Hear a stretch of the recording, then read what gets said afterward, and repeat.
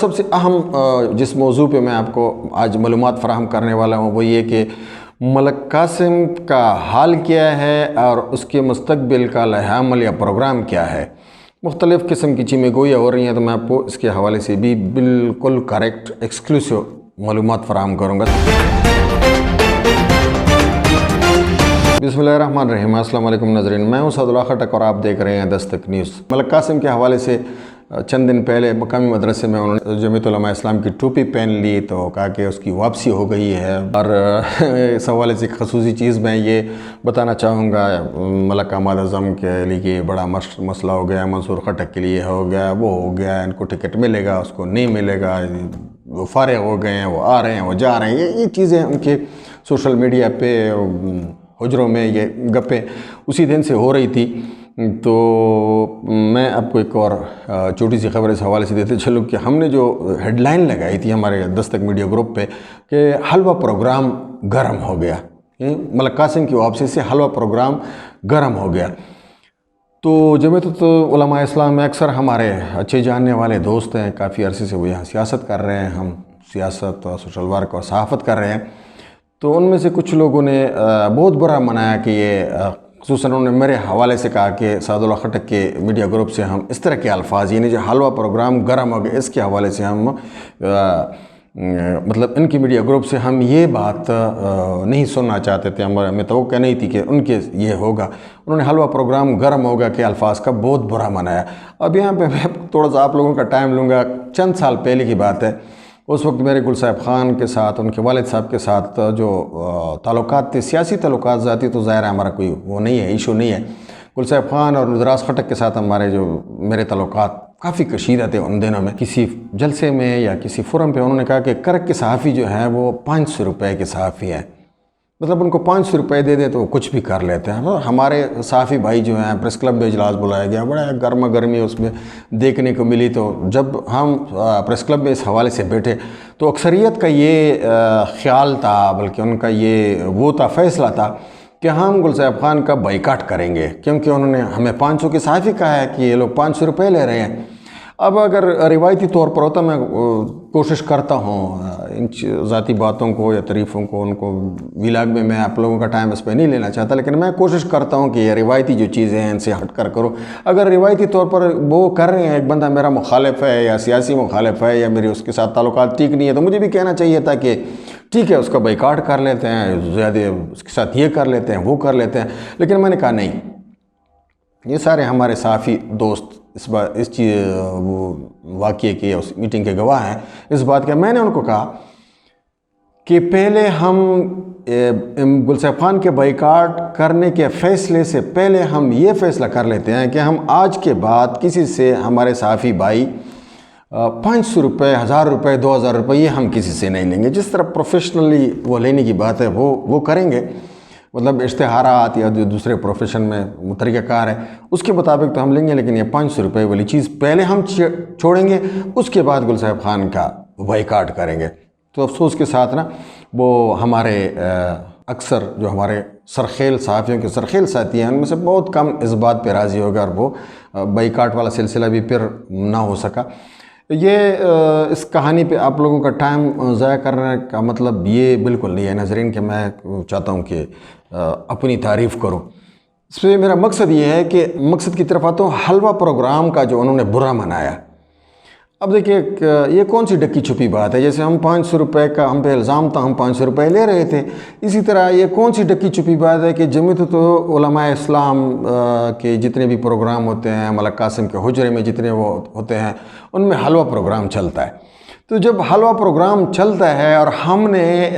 یعنی اٹریکشن کے لیے الفاظ استعمال کیے ہیں کہ حلوہ پروگرام گرم کا مطلب ہے کہ اب احمد اعظم ان کے جو متوقع امیدوار ہیں، ان کے ٹکٹ کے امیدوار ہیں جمعیت علماء اسلام کے اسی حلقے سے،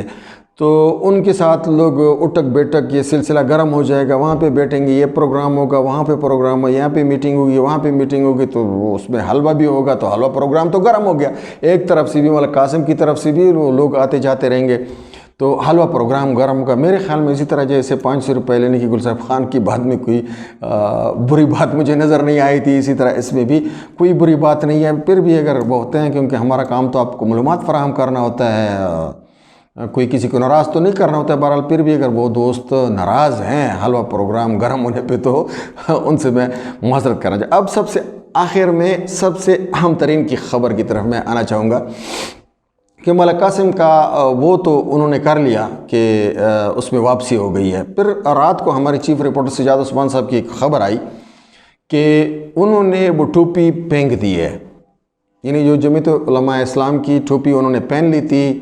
شاہ عبدالعزیز کے ہاتھوں یا دوسرے ان کے قائدین کے ہاتھوں، وہ ٹوپی انہوں نے پہنی تھی وہ انہوں نے پھینک دی ہے. وہ جمعیت علماء اسلام میں شامل ہونے کی بجائے، یعنی وہاں پہ واپسی کرنے کی بجائے وہ پاکستان تحریک انصاف پارلیمنٹیرین میں جا رہے ہیں. 30 ستمبر کو جیسے میں نے کوہاٹ میں ان کا پروگرام ہے، تو کوہاٹ میں وہ خبر کے مطابق سجاد عثمان کے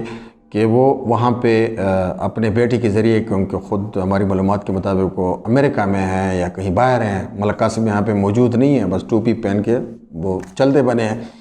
لیکن ان کے بیٹے جو ہیں وہ وہاں پہ شرکت کریں گے بڑی دھوم دھام سے پاکستان تحریک انصاف میں. تو آج میں نے جو رات کو اس وقت میں نے خبر سنی تو آج میں نے صبح سے وہ کھوج لگانا شروع کیا حقیقت کیا ہے. کیونکہ پھر وہی کہتے ہیں لفافی ہیں، یہ بوگس خبر ہے، اس پہ کمنٹس آ رہے تھے، یہ ہے وہ ہے. میں چونکہ ان کا اکثر دوست ہمیں کہتے ہیں نا کہ ان کو وہ کاؤنٹر کریں جو لفافی کہتے ہیں، مطلب ان کو جواب دیں جو کہتے ہیں کہ فیک نیوز ہے، اس طرح کا چینل ہے، یہ ہے وہ ہے. پاکستان تحریک انصاف والے بھی، جمعیت علماء اسلام والے بھی،